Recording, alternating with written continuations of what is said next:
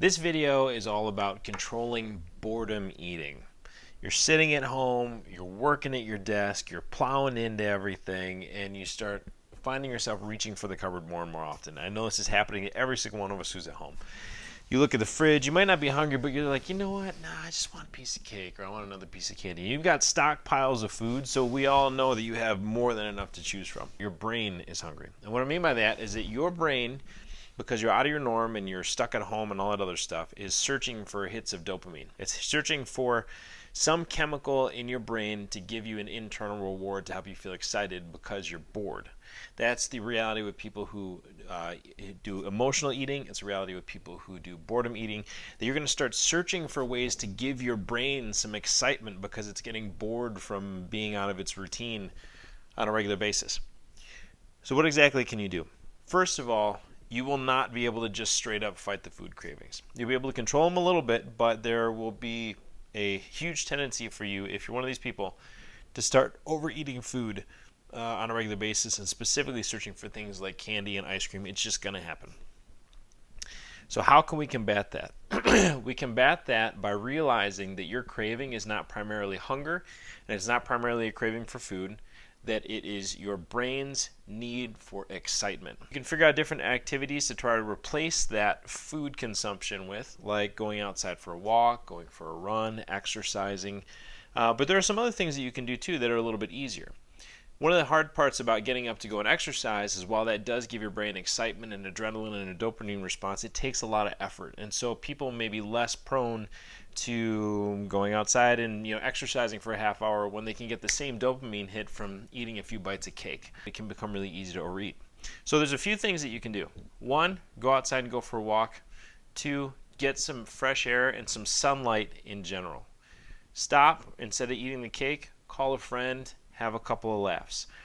You can also try chewing gum. The act of chewing itself will actually help trigger some release of that dopamine and help your brain to feel some mental reward. Sparkling water is another one that I love. It's potentially the bubbles in here can help also stimulate some of that response in your brain to give you some excitement. And then go down the line and think about things that you really enjoy, times when you feel really good, when you feel really happy. Start doing some of those things to trigger a dopamine response. The second part that I want to talk about is drinks that we might reach for, traditional things that we might reach for. Caffeinated beverages. So we reach for caffeinated beverages because they do the same thing. They trigger adrenaline and they trigger a dopamine response, which helps us to feel some internal reward, and all of a sudden we feel good.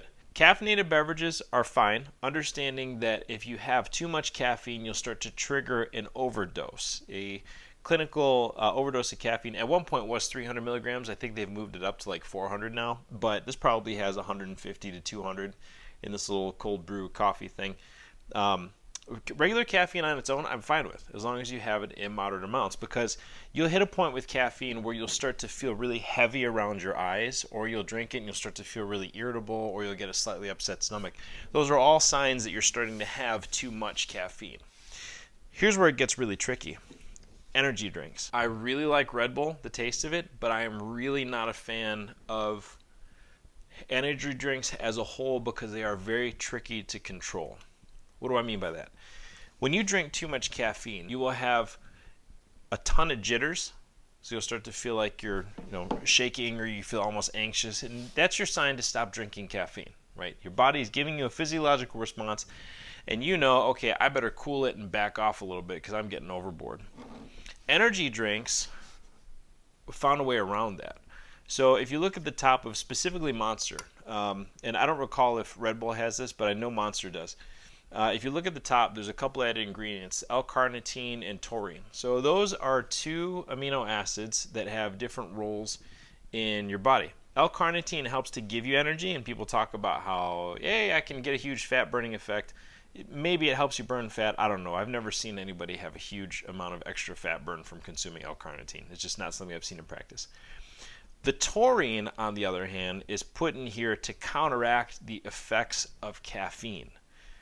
What does that mean? Let's say I had like a 300 milligram dose of caffeine, so a clinical overdose, bam, all in my mouth at once. And it's too much for me. I start feeling jittery and shaky, and my blood pressure goes up, and I start to feel sweaty, and I think to myself, holy crap, that was scary. I don't want to do that again. So I don't drink 300 milligrams of caffeine. If I were to drink that same dose of 300 milligrams of caffeine and have taurine and take a dose of taurine, the taurine reverses all the effects of caffeine that make me feel bad. So I'm still getting as much caffeine. My body is still having the physiological effects of having too much caffeine, but I can't feel it. So let that sink in again. So it's actually possible for you to overdose yourself with the drug of caffeine, because that's what it is. Caffeine is a drug. And use taurine so that you don't feel your overdose.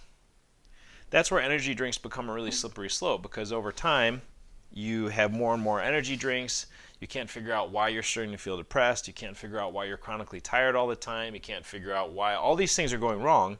And it's because you're overdosing on caffeine, but you can't feel the immediate effects after you drink the drink. So all that to say, with boredom eating, remember that your brain is the primary driver of boredom eating, so you need to figure out ways to stimulate excitement and internal rewards, things to give you joy. And when you're reaching for drinks, if you're going to reach for a caffeinated beverage, go just for regular caffeine and not for something that is designed to make you not feel a caffeine overdose. Hope that helps.